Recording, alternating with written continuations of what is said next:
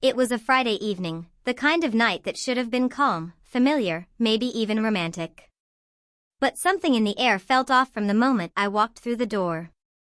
My wife, Claire, had told me she'd be visiting her sister for the weekend. That was her story, one she repeated twice, with that nervous laugh she always used when she was lying. I didn't argue.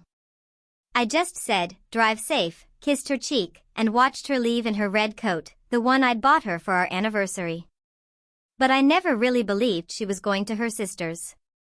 The late-night calls, the sudden change of perfume, the way she locked her phone like it contained state secrets, it all screamed someone else. And tonight, I decided I'd finally find out who. I pretended to leave for a business trip myself. Packed a small bag, said goodbye, and even texted her from the airport parking lot, "Just landed. Miss you already." Her reply came fast, "Ah, me too, red heart." That was my confirmation, she wasn't at her sister's. Because 20 minutes later, I was parked right outside our house, lights off, engine silent, waiting. It was 9:47 p.m. when a sleek black BMW rolled up to the curb. A man stepped out, tall, confident, dressed in a suit that screamed money. He walked straight to my front door and didn't even knock. He had a key. My wife had given another man a key to our home. I clenched my fists so tight I could feel my nails dig into my palms. Every rational part of me told me to confront them right then, to burst in and end it. But anger wasn't what I wanted, not yet. I wanted truth, and I wanted them to destroy themselves. I waited until the lights upstairs flickered on, the soft amber glow that spilled from our bedroom. My bedroom. I slipped out of the car and crept toward the side door, the one that led into the kitchen. It was still unlocked. My heart pounded as I moved silently through the hallway, each step pulling me closer to the sound I dreaded, laughter. Hers. His. Then a soft moan. The door to our bedroom was cracked open just enough for me to see. There she was, the Claire, tangled in sheets that I'd slept on the night before, her hair spread across the pillow, and beside her, that same man, shirtless, his back to me. My vision blurred with fury, but I didn't shout. I didn't even breathe too loud.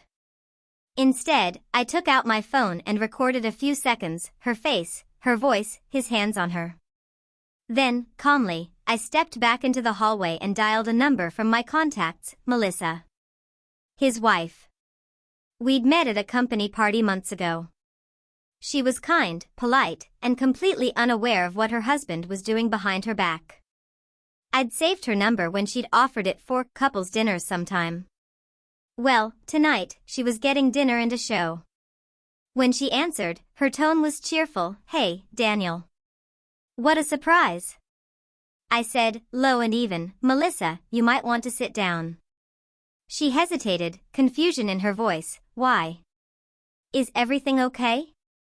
I turned the camera around, slowly pushed open the bedroom door, and let her see. The silence on her end was deafening, until it wasn't. Is that Mark?" she whispered, voice cracking. "Yeah," I said. "And that's my wife." Her breathing turned ragged. I could hear a sob escape her, followed by something else, a trembling laugh, sharp and broken. "He told me he was working late," she muttered. "He told me he was working late." I didn't respond. I just held the phone steady as I walked into the room. Claire froze when she saw me, her eyes wide, her body half covered with the sheets.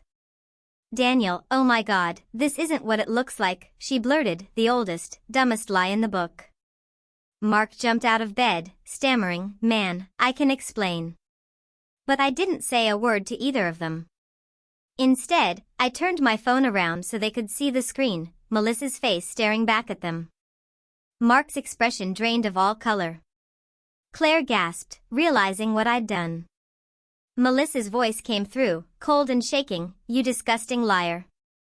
You said you were done with her." Mark tried to speak, but I lifted my hand. "Don't bother," I said.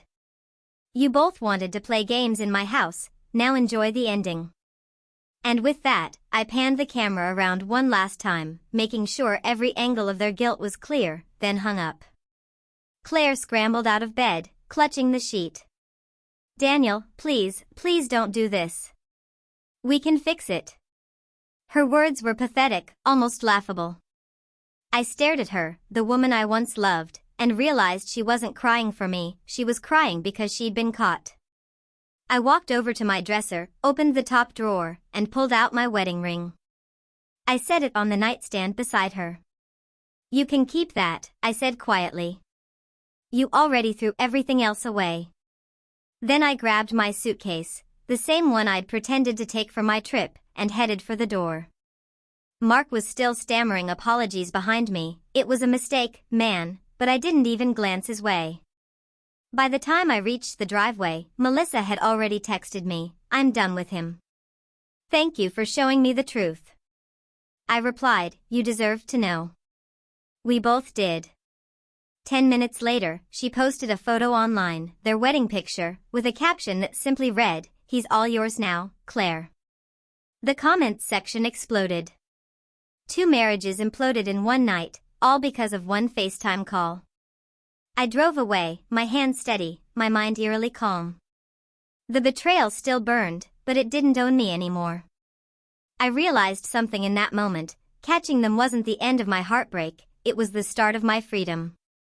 I didn't shout, didn't destroy things, didn't seek revenge beyond the truth itself.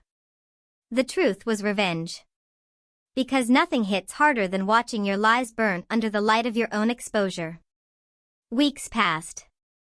I moved into a small apartment by the river, quiet and clean, untouched by betrayal.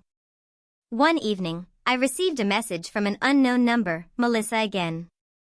It was a simple text, "They moved in together." Lasted 2 weeks. She caught him texting another woman. I smiled, not out of cruelty, but closure. Some people never change. And some lessons life teaches better than any revenge ever could. So, if you ask me whether I regret that night, the FaceTime call, the explosion of truth, I don't. I gave them the stage they built with their lies, and they performed their own downfall. I just made sure there was an audience.